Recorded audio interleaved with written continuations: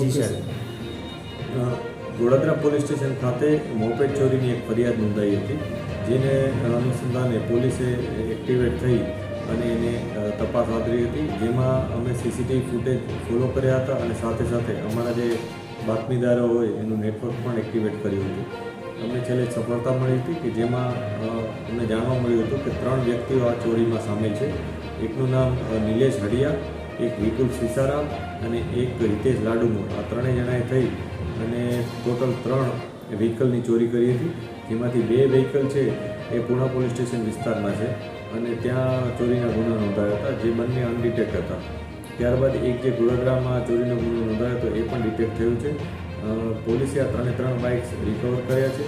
આ ટોટલ બાઇક્સની કિંમત 1,70,000ની આસપાસ થાય છે. આની સાથે સાથે પોલીસે એક અન્ય વ્હીકલ પણ રિકવર કર્યું છે કે જે વ્હીકલ આ લોકોએ ચોરીના ગુનામાં કામમાં લીધેલ હતું. આ વ્હીકલ હોન્ડા શ્રાઇન છે, એની કિંમત 40,000 છે, એની કિંમત 50,000 છે અને ટોટલ આવી રીતના મુદ્દામાલ પોલીસે રિકવર કર્યો છે. આ લોકોએ અન્ય કયા ગુનામાં સંડોવાયેલ છે કે નહીં એ પણ અમે તપાસ કરી રહ્યા છીએ. આમાં જે મુખ્ય આયોજન છે ચોરીનું એ નિલેશ હડિયા કરીને જે વ્યક્તિ છે એનું છે. એ પોતે ગેરેજનો માલિક છે અને એને થોડાક પૈસાની રિક્વાયરમેન્ટ હોવાથી એને આ ચોરી કરવાનું આયોજન કર્યું.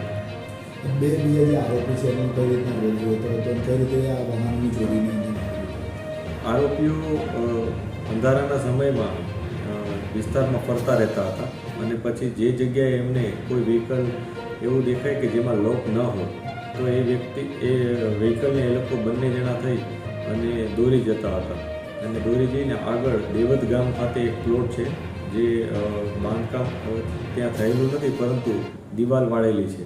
આ પ્લોટમાં જઈને મૂકી દેતા હતા. આ પ્રકારે એ લોકો ચોરીના ગુનાનો અંજામ આપતા હતા. આવી ટોટલ 3 ચોરી અત્યાર સુધી પોલીસના ધ્યાને આવી છે. અન્ય ચોરી છે કે નહીં એની પણ અમે વેરીફાઈ કરી રહ્યા છીએ અને ફર્ધર પોલીસ કસ્ટડી પણ માંગીશું.